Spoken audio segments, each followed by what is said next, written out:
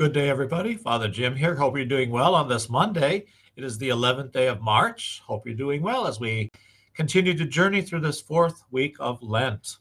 So today I'm just going to be reading from our gospel passage, and it comes from the Gospel of St. John, chapter 4, beginning with verse 43. At the time, Jesus left Samaria for Galilee, where Jesus himself testified that a prophet has no honor in his native place. When he came into Galilee, the Galileans welcomed him, since they had seen all he had done in Jerusalem at the feast, where they themselves had gone to the feast. Then he returned to Cana in Galilee, where he had made the water wine. Now there was a royal official whose son was ill in Capernaum, and when he heard that Jesus had arrived in Galilee from Judea, he went to him and asked him to come down and heal his son, who was near death. Jesus said to him, "Unless you people see signs and wonders, you will not believe." The royal official said to him, "Sir, come down before my child dies."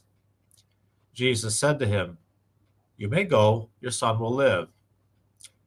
The man believed what Jesus said to him and left. While the man was on his way back, his slaves met him and told him that his boy would live. He asked them when he began to recover. They told him, "The fever left him yesterday about 1 p.m. The father realized that just at that time Jesus had said to him, "Your son will live." And he and his whole household came to believe. Now this was the second sign Jesus did when he came to Galilee from Judea. Well, our gospel story today of that royal official asking Jesus to cure his son, who is some distance away, is a remarkable occurrence. Jesus was already viewed by the religious and civil officials as a troublemaker. He feared he might lead an uprising against either the religious leaders or, even worse, against the Romans. Thus, it was a somewhat dangerous act by the official as well. Should Jesus heal his son, it would make Jesus even more famous and beloved, which also would make him more powerful. In spite of the potential backlash, the official made the request, and Jesus granted it. Jesus did not require the official to renounce Rome, nor did he require that the request be made public. In other words, there were no conditions imposed on the one seeking the miracle. All that was needed was faith, and the Roman official had it, and he acted upon it. Asking Jesus for what we need is therefore not only something he wants, but that which we are instructed to do when he teaches us how to pray. "Give us this day our daily bread." It's not just about food or physical nourishment, but spiritual life, the necessities for flourishing as a disciple in the kingdom.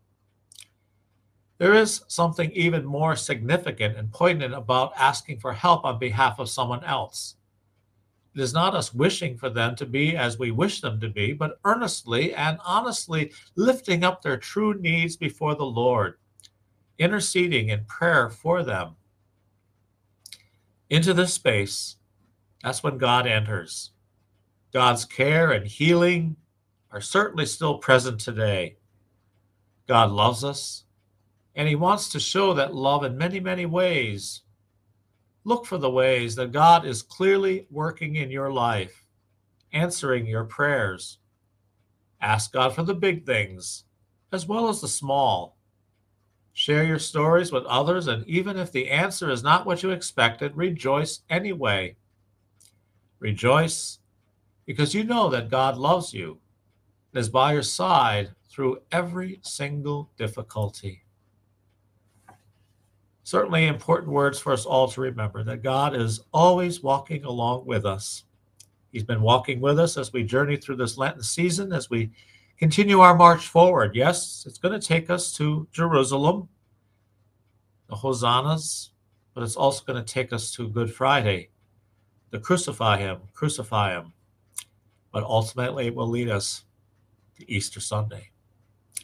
Looking really forward to it. So let's keep praying for one another. May God's blessings be with you always. Take care.